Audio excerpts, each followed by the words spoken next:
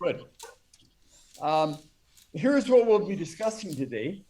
For our top news story, Sweden is prosecuting oil executives for complicity in war crimes. So that's the first time since Nuremberg. Um, in technology, Candela's C7 flying boat blows electric range figures out of the water. Let's see what that's all about.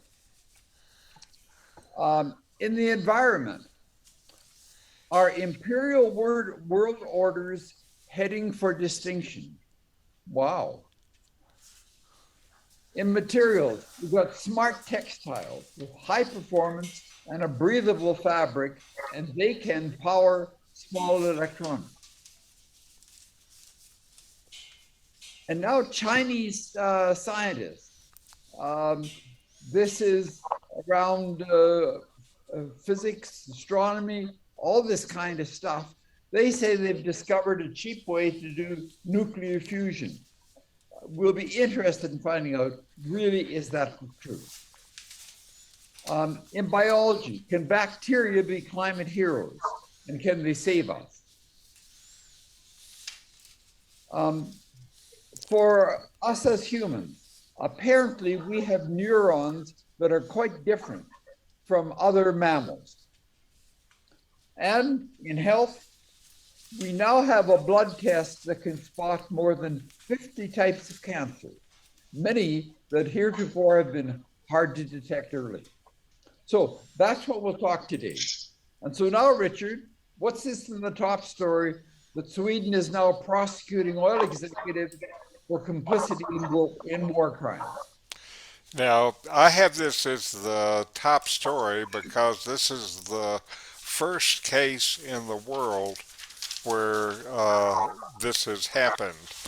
The Swedish prosecution authority has now indicted two Swedish oil executives for complicity in crimes against the people of Sudan. So these are crimes outside of Sweden. And these include the chief executive and CEO of Loudin Energy, who's a big Swedish energy company, and they are alleged to have committed grave war crimes by sparking a civil war that resulted in the deaths of thousands and the displacement of hundreds of thousands of people. And uh, they both currently reside in Switzerland, so the long arm of Swedish law probably is not going to get them. And if they do go back into Sweden and are tried for this, they could be imprisoned for life. So I hope they enjoy Switzerland. And both, of course, denied any responsibility for the massacres. Now, the background here is from 1983 to 2005, Sudan was torn apart by a civil war. And during this time, this oil company, working with three other oil companies, then made the war worse by signing an oil exploration deal with the Sudanese government. The only problem is that the deal was for an area that the government didn't control. Oops.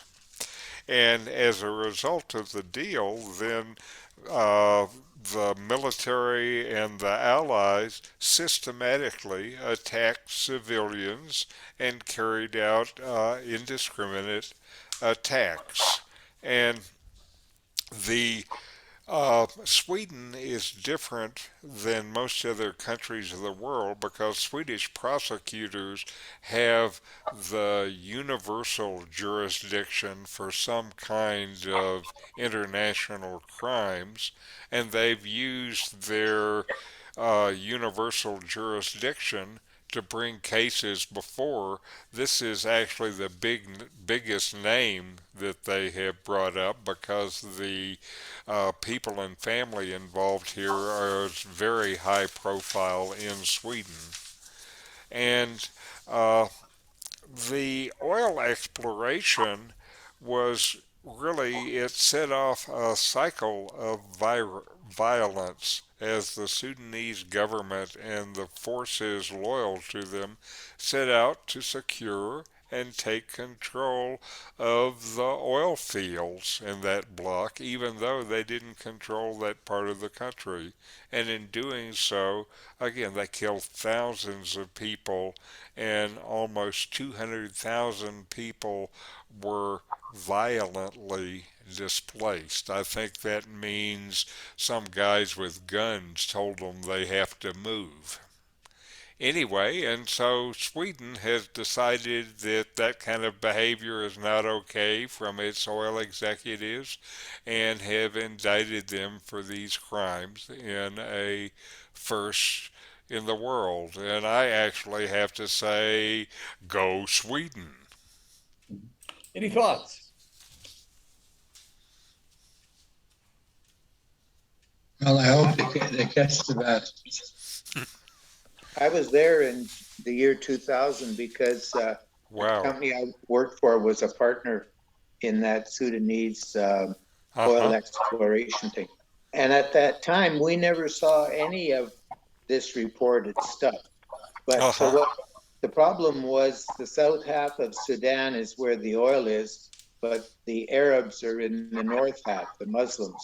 And the Yes. south half are wanted to be independent of the north half and basically take the oil with them. And Mm-hmm. the north half didn't want to lose the revenue opportunity. Uh-huh. So that's when the Darfur and the business in southeastern Sudan started.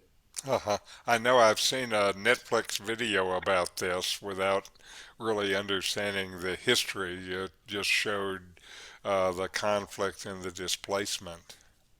Yeah. The other thing that's, you almost wonder, is this just a PR exercise or are they serious about this thing? Sure. But right now in Canada, there's a group that have launched a citizen's arrest against the Pope. And the Pope was supposed to be coming to Canada for some visit or something.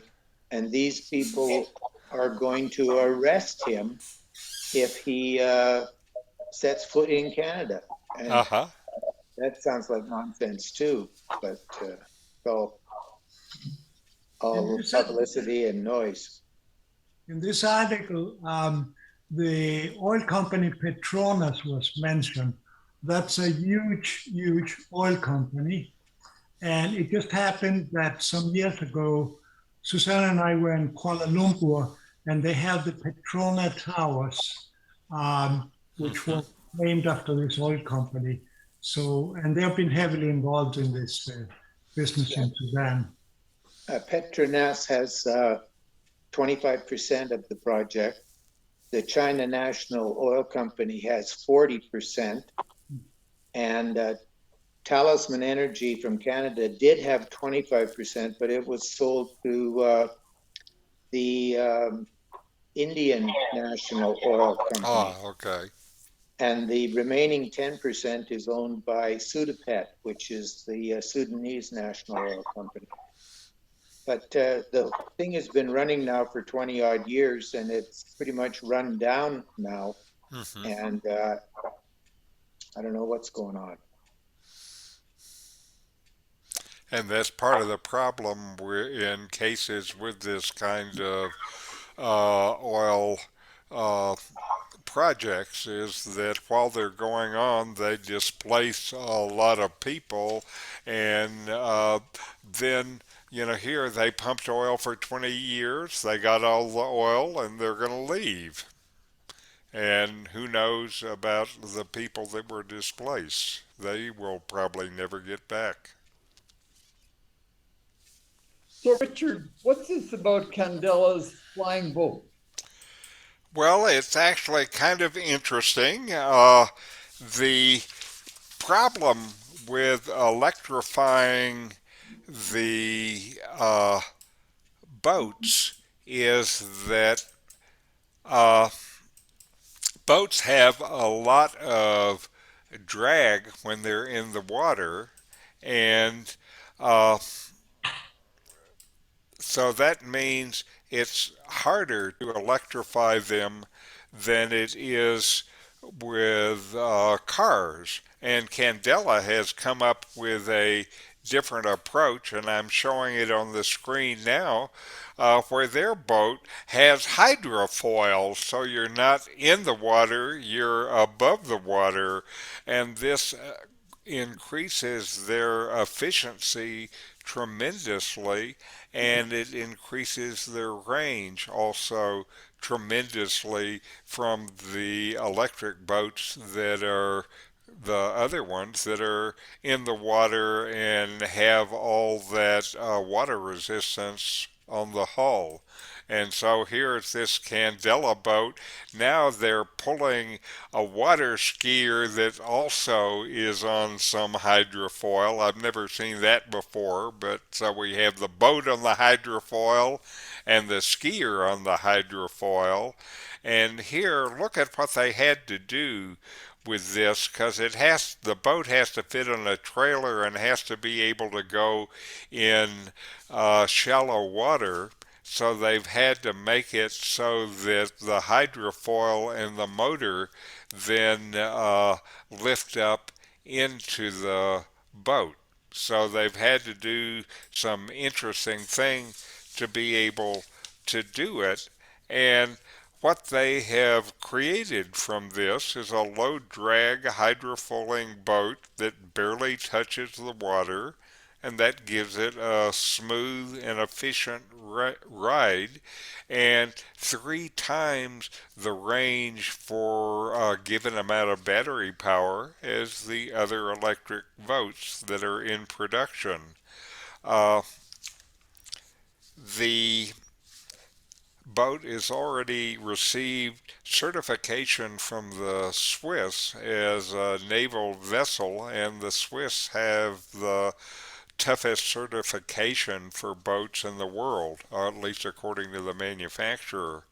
And hydrofoils are designed for efficiency, so they rise up out of the water and reduce the drag to a low fraction of what they normally have. And this could be a game changer for electric boats. Uh, there are limits, though, and the biggest limit is that gasoline carries so much more energy per kilogram than lithium batteries do. And also, boats use a lot more power to be able to move through the water than cars do to roll on the ground. And so there's more drag that reduces the efficiency. The hydrofoil boat that they have, there is a one that has twice the range. This has a range of only 50 miles. The best of the conventional boats can go 100 miles, so that's twice as far. But the thing is that its battery pack is 8 times bigger, and so with 8 times more battery power, the boat that goes through the water is able to get twice the additional distance. So you can see the impact of the drag. The Candela does this, that the boat has a top speed of 35 miles an hour, which is pretty fast in a boat, and they can do this. They have 50 miles range, and they do it with one charge on their 40 kilowatt hour battery. Now, the Tesla Model S, the low range one, has a 50 kilowatt hour battery, so it's a little smaller than the small Tesla battery, but it's still not tiny. And uh, the C7 is pretty much silent in operation, unlike any other boat I've ever ridden in, and also leaves a tiny wake, and the ride is smoother because of the hydrofoil.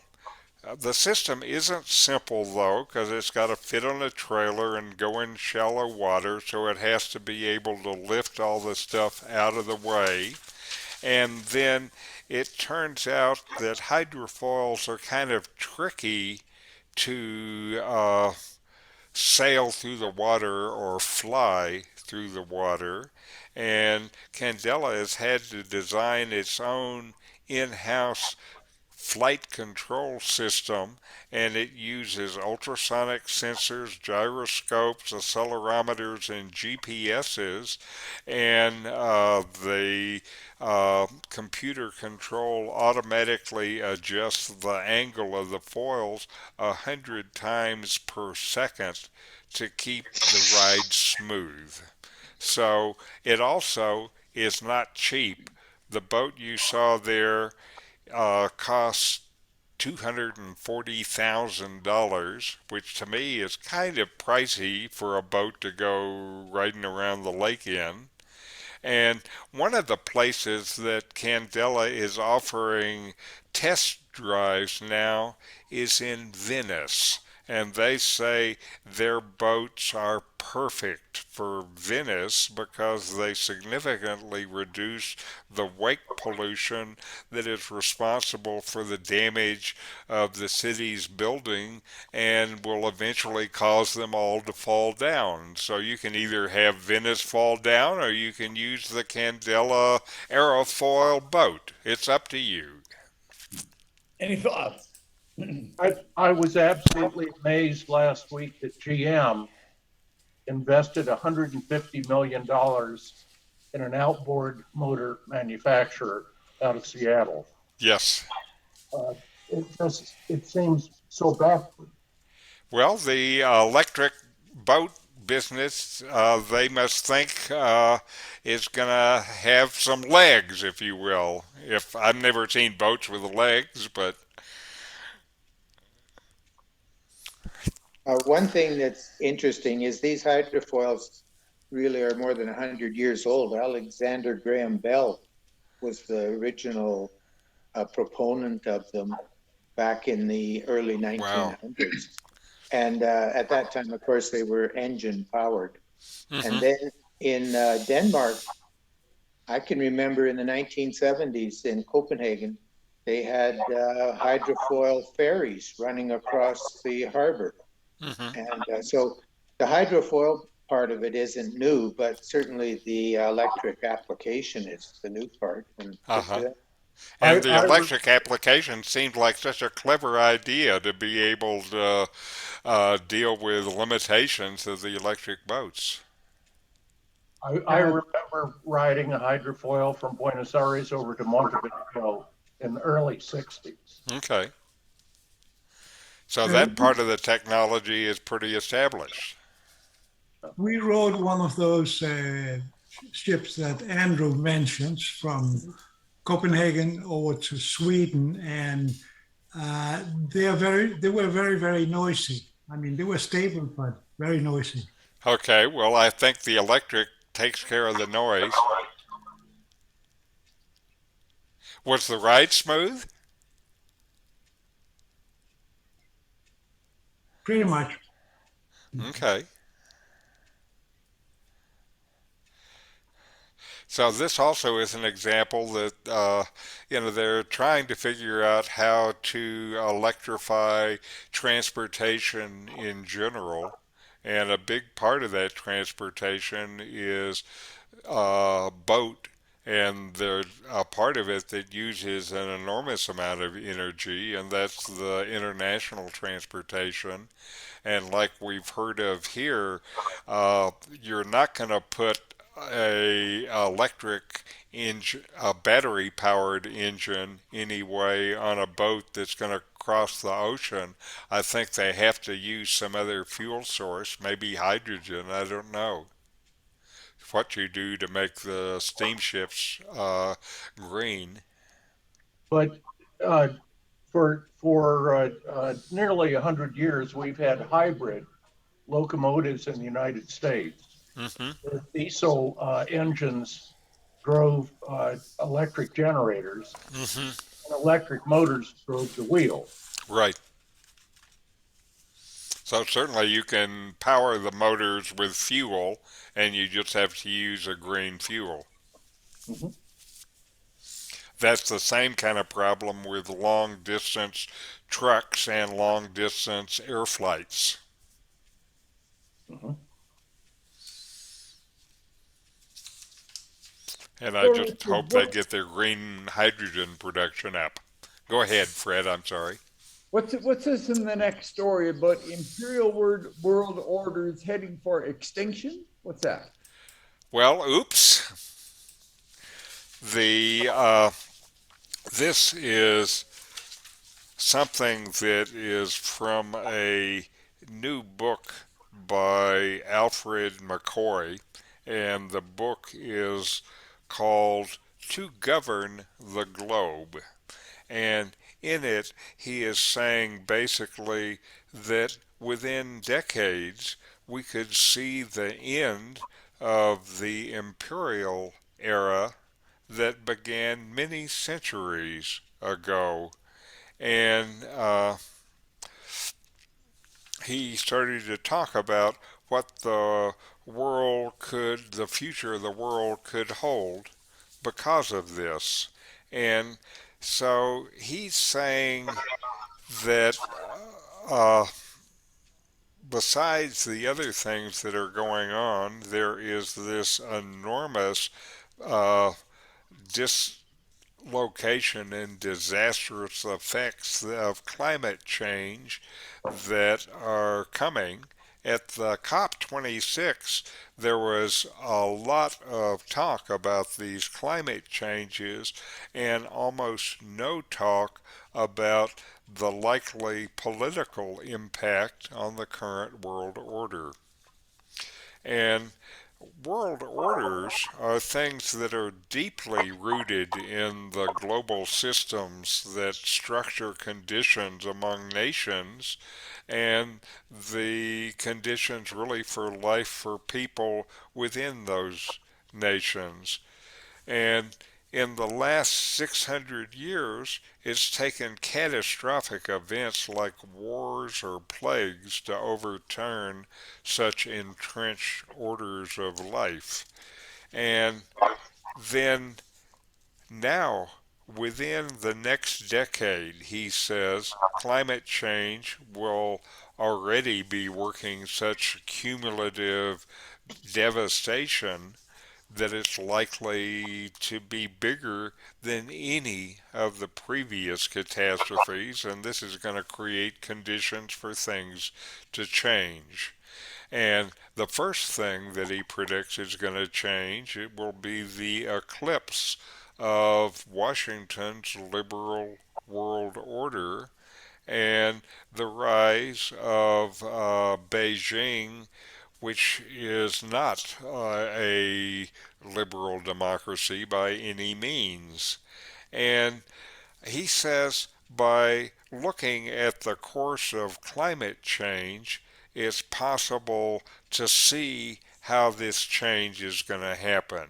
And the first, he says, will be an end to Americans' global hegemony around 2030. That's not very far from now, so enjoy your being number one as long as you can. It's going to pass quickly. And then he says it'll go to Beijing, but Beijing is not going to be the top dog for very long. He's saying Beijing's role as the world leader will continue maybe 20 years. So they've waited a long time to be number one. They're going to be number one, but that's going to pass pretty fast too.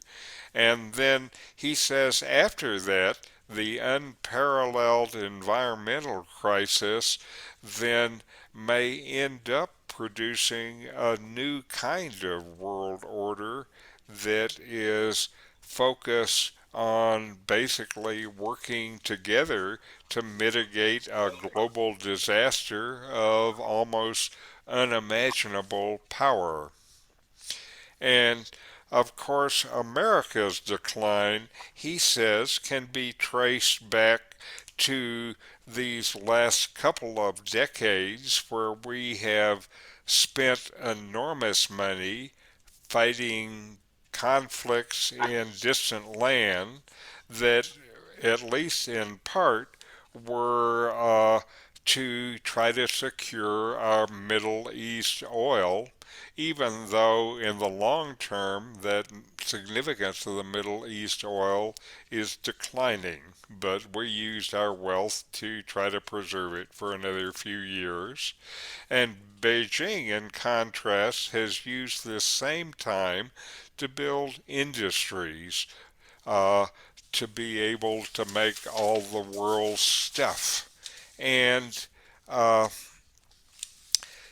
while they have been doing that, Beijing has built up a cash hoard that amounts to about $4 trillion US dollars that they got from this trade, and it's used that money to build a modern military and to be able to create allies in Europe and Asia and Africa, while the Chinese accumulated $4 trillion. The U.S. wasted $8 trillion on all of these wars.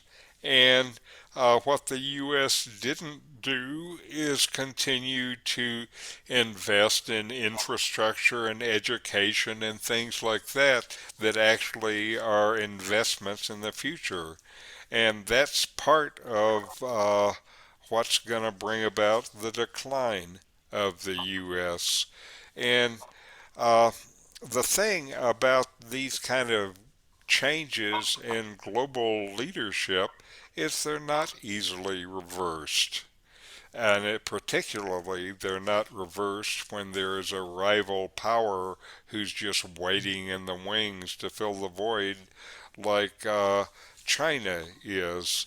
And while the world order is being threatened like this, there are core principles that are part of the present system, which include universal human rights and secure sovereign borders, that those will turn out to be in conflict with each other when there are hundreds of millions or billions of climate refugees.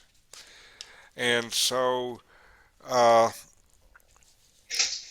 then the underlying global problems are really 150 years old, and these are kind of embedded in the inertia that makes the current production, delivery, and consumption of fossil fuels has been really key to this whole cycle. He doesn't talk about it, but a part of this change in world order is also the beginning of the eclipse of fossil fuels. The uh, in there have been in the last 300 years basically three world orders, and they all ended in some kind of catastrophic collapse of one kind or another. After the bubonic plague, the Black Death wiped out about 60% of medieval Europe's population. The Portuguese and then the Spanish Empire expanded to form the first of these world orders. I think Mexico was kind of involved in that, so was Argentina, and All of these places we know about.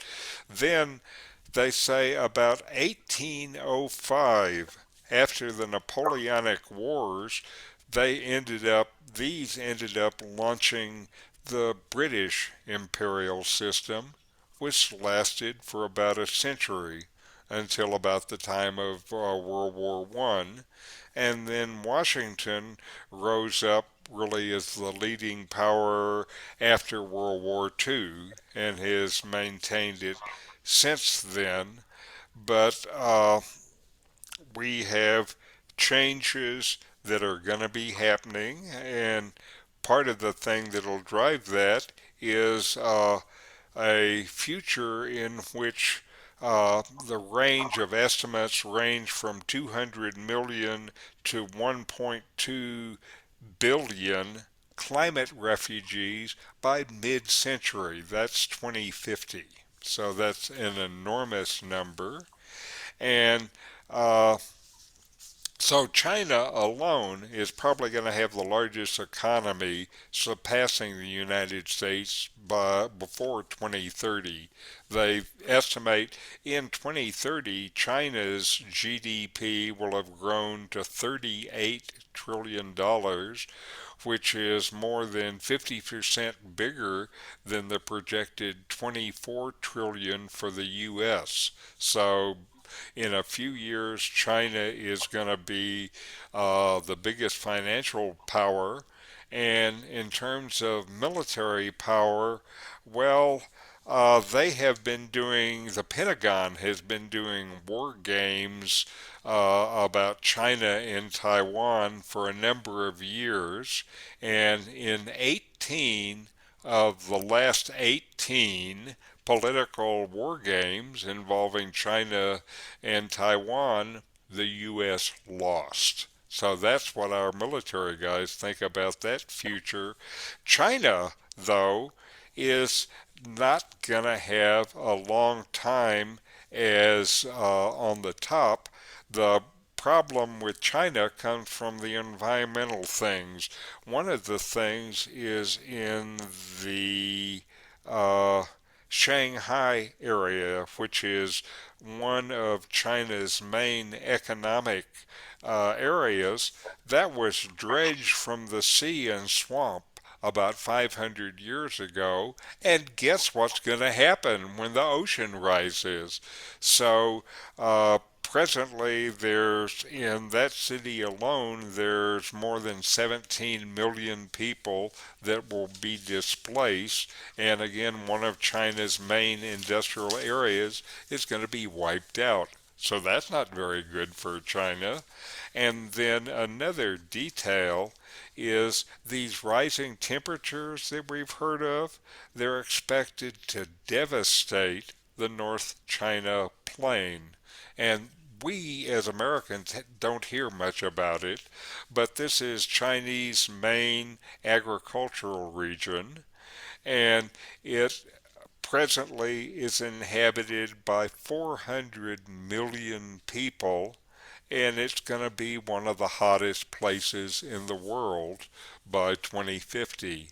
So those things together are going to knock out China from its quick lead, and then he forecasts that what may happen after that is the world facing a crisis beyond anything that they have seen before will actually start working together and create some entity that has sovereign over individual countries' climate rules and border rules and things like this, and where they actually try to deal with the crisis that they have to face. And so he says that's kind of the future of the world this century. Things are going to be changing. Enjoy your good times, U.S., because they're coming to an end. Then enjoy your good times, China, because they're coming to an end too. And his optimistic idea of the world faced with a crisis coming together, I hope he's right. I'm not sure how much faith I have in humanity's ability to recognize the inevitable and work together. What do you think? Any thoughts? I think China is also facing a demographic time bomb. The Yes. number of people over 50 is increasing as fast as the yeah, as the older ones are increasing. Yes. So that's just another crisis that China has to deal with. And the world has to deal with the crisis that democracy is going away. Hmm. Autocracies may not be as responsive to environmental issues. But autocracy can move faster if they want to.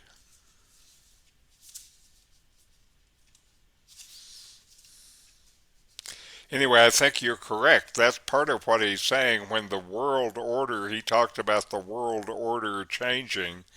That is a direct assault on democracy around the world. And we especially see that here in Mexico, where we have an autocrat who wants to use more petroleum rather than renewables for electricity. And we have autocrats in Mexico plus warlords. You know, I thought warlords were just in Afghanistan, but I realized we have them too. We call them cartels.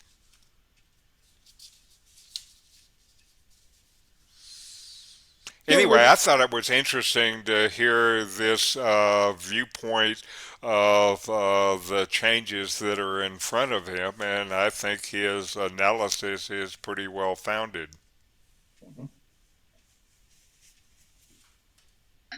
I think he's just another Chicken Little saying the sky is falling. Uh-huh.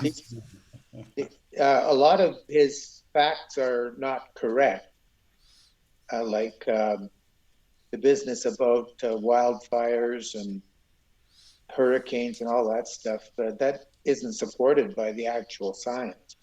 Yeah, But ask the guys in British Columbia about that. well, I mean, anyone who's directly affected by these things, of course, is hurt. But the media make a big deal out of it, and they don't put it in overall context, and they only show the bad stuff. Well, one of the contexts from the U.S. is now the recent analysis I've read says the U.S. is paying $2 billion a month for climate disasters, Well, which is kind of pricey. I don't have it in my wallet anyway. I think the guy's just selling an alarmist book. Okay, okay, okay. Andrew, what are the good things you're referring to? I'm not sure of that. What do you mean, good things? You're saying this is alarmist stuff, and it's disregarding all the good things. Well, no. I don't know what you're talking about. Well, the good things are you can look at the last 500 years of increased longevity, reduced infant mortality, all these things like even the COVID vaccines. Technology has made remarkable improvements in our living standards and our security. That's absolutely correct. And when you look at actual numbers of homicides and violent crimes and things like that, they're way, way down from what they were 50 or 100 years ago. the US right now has all these people in jail, but the bulk of them are in there for minor marijuana violations. Or being the wrong color on a public street. Yeah. But Andrew, Andrew, isn't it true that we have two kinds of trends going on? As you say, one trend is that people are getting better and better and better, no doubt. But the other trend is our life support systems are going down like crazy. And at some point, those two images have to come together. And I think the climate stuff is going to win out, and therefore you can no longer expect improvement. That's what I think. But we have been having that improvement, but it's come at a cost to the environment. And I think at some point that's going to affect us. well, there's data that show that the higher CO2 levels have actually improved productivity of plant growth. And all the greenhouses in the world increased the CO2 levels in their greenhouses to 1200 or 1400 ppm to promote and improve growth.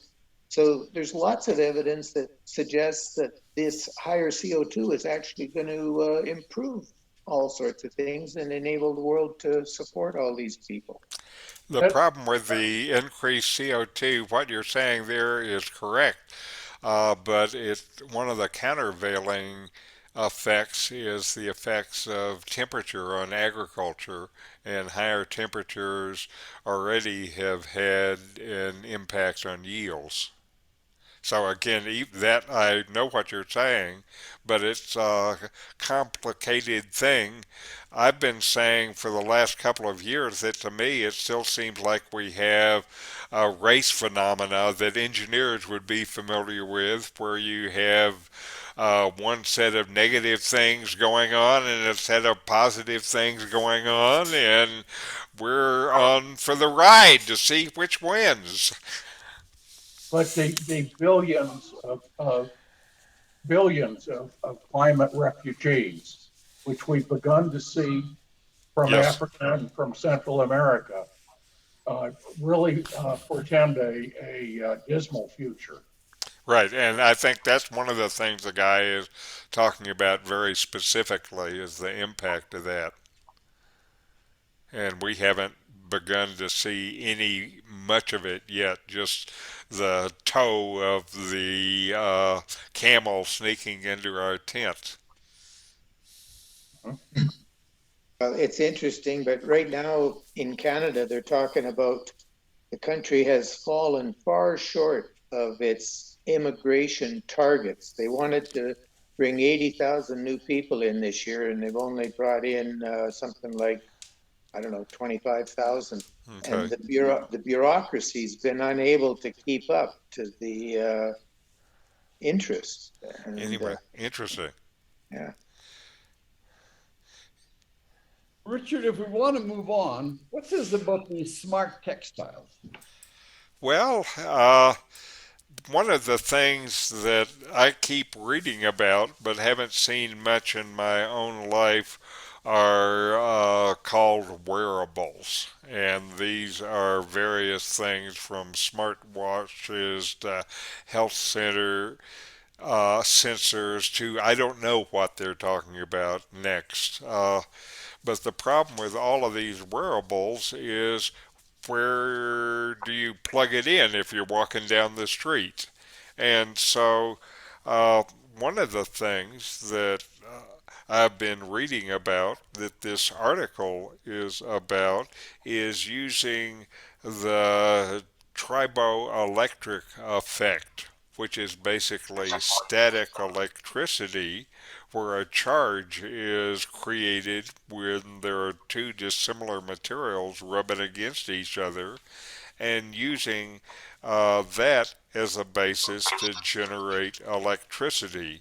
And uh, as they have been looking at this, they've found that what is particularly good are a kind of fibers that are electrospun, whatever that means.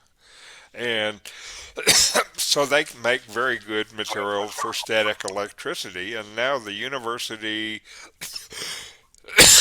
of Fukui in Japan and Nanjing University in China have developed a fibrous component material that can easily be integrated into normal cloth.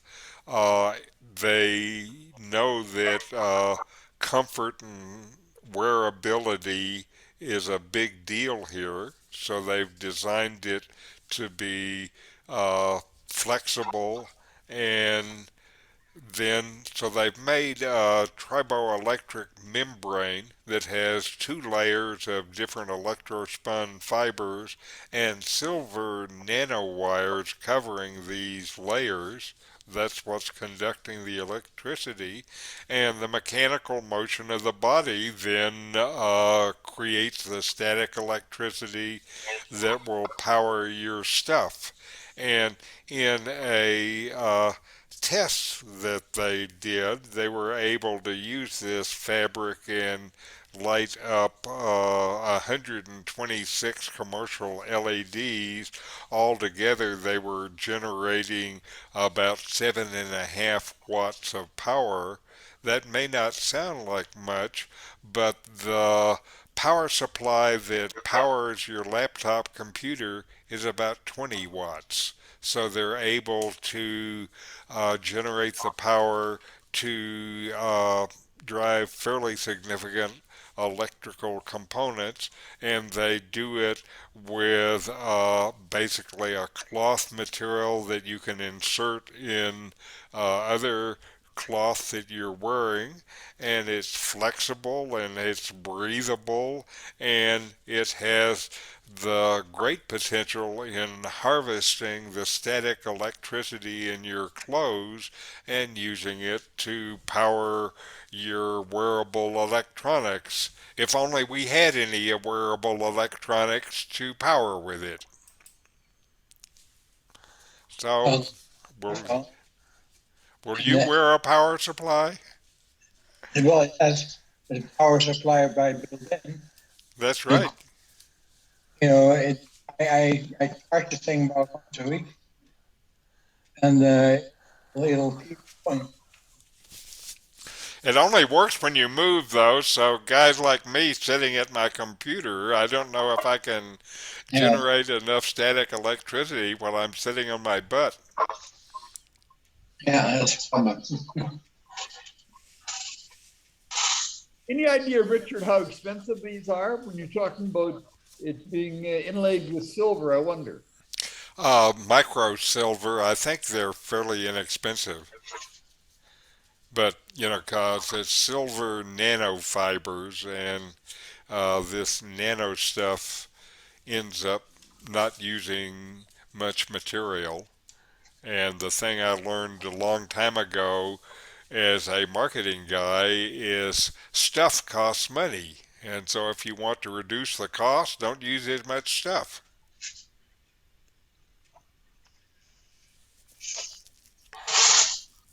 Anyway, we'll see. Yeah. So, Richard, moving on to energy. What's this Chinese cheap way of doing fusion? Well, it's actually interesting. There's a lot of noise going on about fusion power, and the stuff that you're hearing about are these tokamaks and these big, large scale devices that are able to generate the heat and pressure that's needed to make fusion happen. And it looks like in China they may have discovered the a very cost-effective method of achieving nuclear fusion that if this is successful, this will drastically reduce the cost of the reactors. And the Chinese Academy of Science Institute in Physics has begun experiments that are funded by the Chinese government on fusion power. The Chinese government, though, was approaching it pretty cheap. They funded them for 6 years with basically about $150 million. Now, to me, $150 million sounds like a lot, but if you compare that budget to things like the International Thermal Experimental Reactor, you probably heard of it as ITER in France, which is one of the leading candidates. It has a budget that is 400 times bigger. That's a lot. So this Chinese team has 150 million to do what the French team has $50 billion to do. And so they had to think of some different ideas. And uh, what they came up with is a way to do it on a budget, and a big component of that was to use less powerful lasers. One of the approaches to do this is to focus a bunch of high-powered lasers on some point and use that focused energy to create fusion. And they figured out how to do it with lower power lasers, which are a lot cheaper, and they focused them on two tiny gold cones, and this can emit hydrogen plasma, and if you do everything just right, you start a fusion reactor. And while gold coin sounds like an expensive solution, just a uh, gram of gold can make thousands and thousands of these cones. The individual cones will not be expensive, and they hope that they're going to be able to scale this up and make a nuclear reactor that is competitive with these other projects that cost immensely more money. And again, if they can do it and do it cheaply, then this will be very interesting for the world's energy production. One of the things about this power is that it doesn't use any carbon, and it doesn't produce waste that takes thousands of years to deteriorate. Any thoughts? I'm impressed that Bill Gates is doing a small nuclear reactor in Wyoming. Yes, it's a fission reactor, and it uses one of the two new kind of fission technologies. And in the case of the Bill Gates one, he's replacing a coal-fired plant.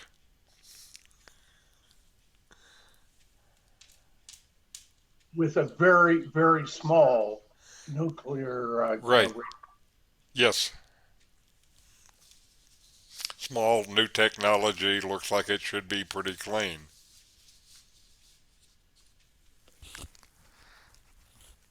Well, Richard, if we're moving on, what's this about bacteria as climate heroes? Well, this uh, is another thing that I've thought for a while, because bacteria can do so much stuff. Bacteria, I look at them as little tiny manufacturing plants, and they take material in from their environment and do stuff with it and convert it to other materials and have a good time while they're doing it. And so, to establish a carbon neutral circular economy in the future, technologies are needed that use carbon dioxide as a raw material. And it turns out CO2 converted to formate, formate, is something that can be metabolized, created by a particular kind of bacteria, acetogens. And these are bacteria that metabolize formate, and uh, they're working on the bacteria to see if they can make ethanol or lactic acid, which are higher order materials that you can use for a circular economy, and all of those use CO2 gas as their inputs. And so the economy of the future must be carbon neutral. But since carbon is an important component of so many products like fuel and plastic, that we have to have something, a way to be able to recycle CO2 out of the atmosphere. And here, doing it the way they're doing it, they're talking about here, they make a chemical formate or the other ones that are easy to transport and have the flexibility to be able to use in the chemical and fuel business. And the bacteria that do this, not only do they pull CO2 out of the atmosphere, but they do it very efficiently, and they need to have little energy added to be able to create that happening. So it looks like one of the things that may be very useful in using carbon as a part of a circular uh, and technology is to use bacteria then to eat the CO2 and make something useful out of it. Any thoughts? Well, how are you going to make the formate to feed the bacteria? Oh, the formate doesn't feed the bacteria. That's what they shit out after they suck the CO2 out of Oh, the air. And they're trying to fiddle with them genetically so they can see what else they can make. But the And formate alone is a useful industrial chemical. what do you use it for? I don't know. Making stuff. It just like the hydrogen issue. I thought hydrogen was virtually impossible. Now it turns out if you make the hydrogen into ammonia, it's easily transportable. Right, right. And it's hard to realize that ammonia could be an energy transport system, but it can. It's actually fairly efficient. Yes.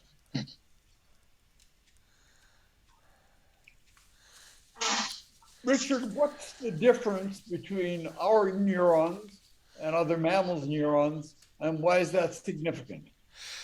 Well, one of the things that biologists have been trying to figure out for a long time is what's the difference between humans and all of these other critters.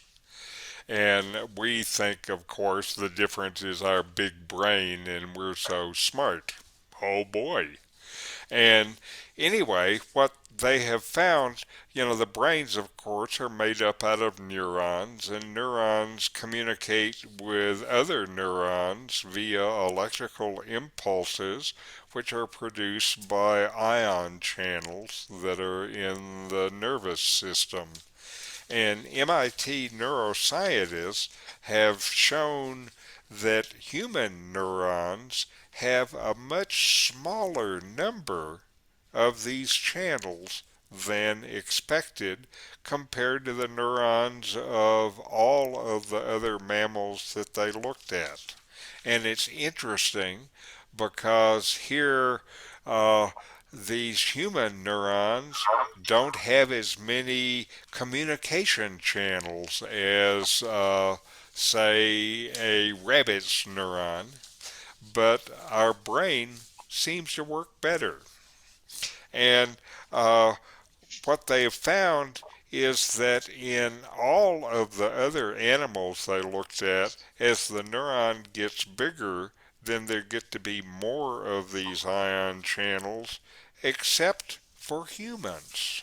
And so the deal is that uh, they were surprised to find this evidence that human neurons are so different, and they tried to understand why that is the case, and it looks like that what is going on is the human brain uses less energy to do its brain work because these ion channels are the things that use energy to make the signals happen, and we have fewer of these ion channels, so we use less energy. And they think the advantage for the human brain is that means it can do more things at the same time without running out of energy. And so this is interesting. It's opening up additional research. One of the things that they now are trying to figure out is, since we use less energy for these basic things, where is that extra energy actually going and what it's doing? And they're also wondering if there's some kind of specific gene mutation in the neurons of humans that they didn't realize there was happening. And again, the bottom line on this research is they have now found a significant difference between humans and other mammals, and that significant difference is some trick that evolution did in the human brain that looks like it makes it more efficient. So enjoy your efficient brains, everyone. Any thoughts?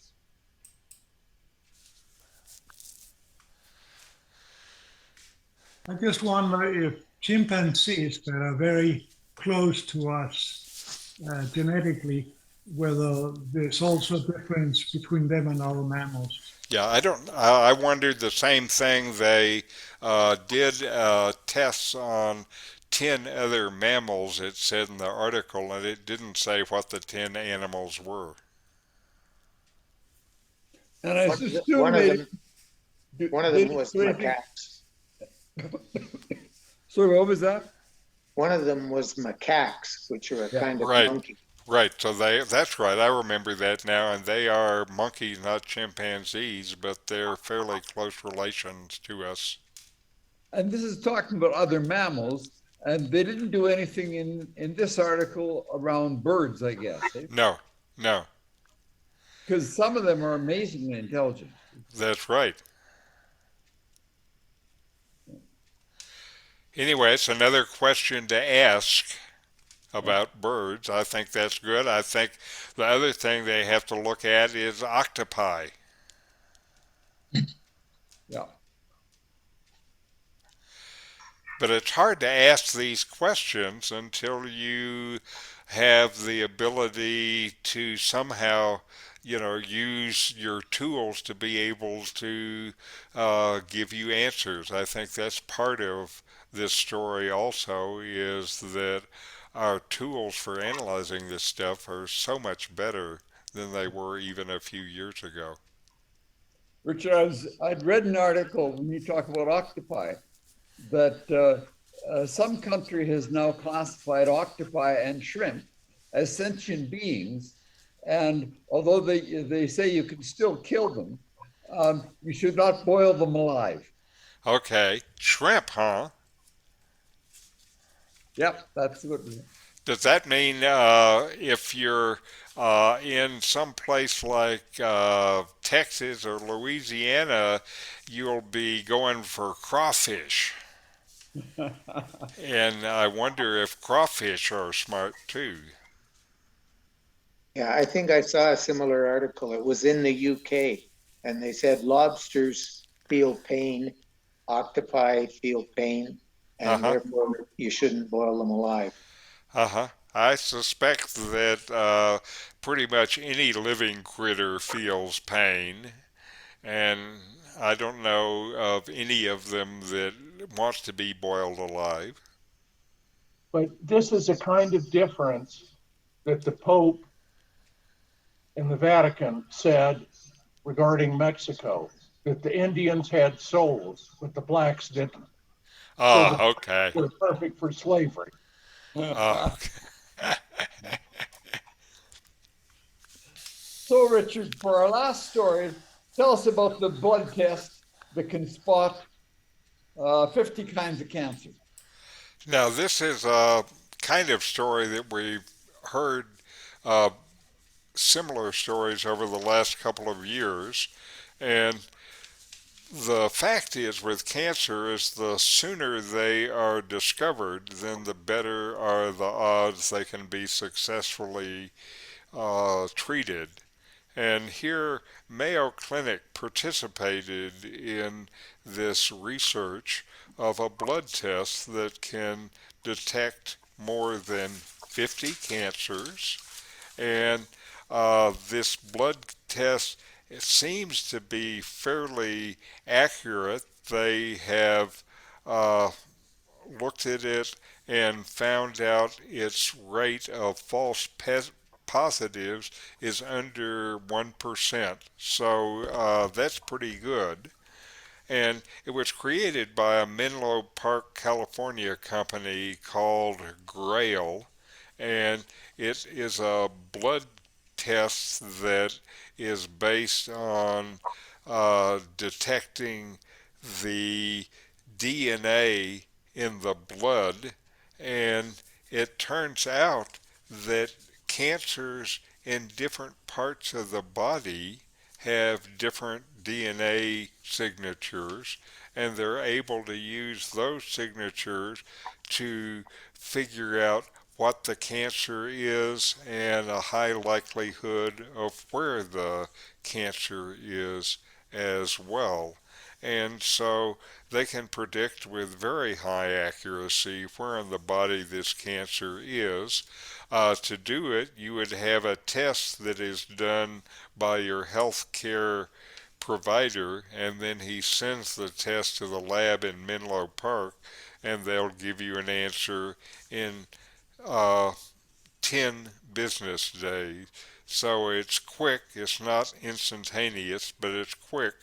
And the test has not received FDA approval yet, but they're working on it, and it is something that's likely to happen fairly soon.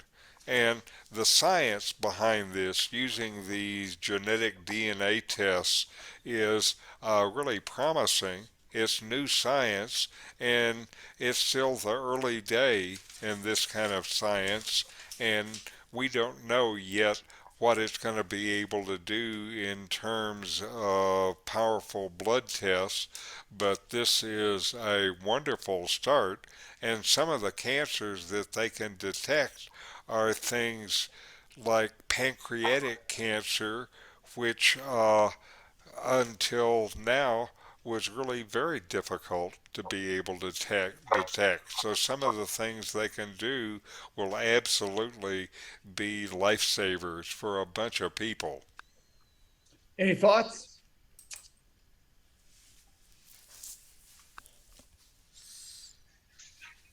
It's a great thing, but it says it costs $949. So people Yes. that don't have that money, they won't know. Uh-huh. But this still, you're right about the cost, but this is still, I think of it as a revision one of a new technology. So we see all of these price performance curves, and this is at the worst place on the price part of that curve. But I don't understand, if it doesn't have FDA approval, how is it that we can spend this $949? They may have set a price even without approval. You know, Well, they have to does build their budgets. FDA have to approve a treatment? But this isn't a treatment, it's more of a test. So maybe it doesn't come under FDA's jurisdiction. But they applied for FDA approval, Oh, yeah, okay. so they must think it means something. But I You wonder think you're too, right. It's different between a test and a treatment. and you wonder too if the insurance companies will get a hold of this and require people to be tested to get the Uh-huh. lower rates. Uh-huh. Andrew, that's a very pessimistic approach. Well, I think some of the people here are sometimes pessimistic. But I think we're all just being realistic. It all So, depends what you had for breakfast, I guess. so is the cost mainly in the reading of the DNA?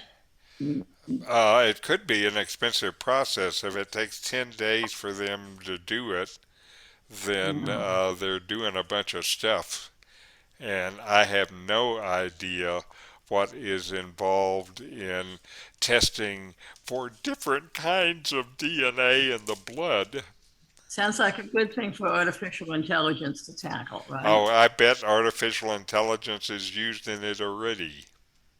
But I But noticed often the when cost- they take blood samples, they use different reagents Uh-huh. for the blood. And I wonder what is necessary for this sampling. Again, no idea. It's a different kind of test because it's this DNA test, and I have no idea how they do it. I just am imagining people with these little tubes, shaking them up in their finger and putting them in centrifuges.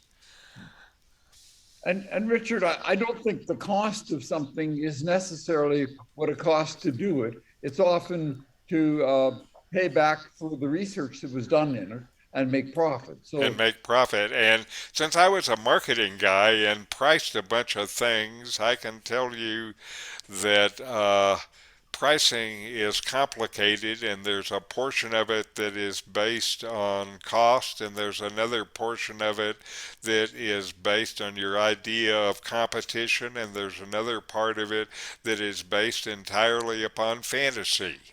And you put them all together and have the costs, and if you have the right cost, your product is successful, and if you have the wrong cost, you kill it. But Elon Musk at Tesla is spending an average of $3,000 in R&D for each vehicle he ships. Uh-huh.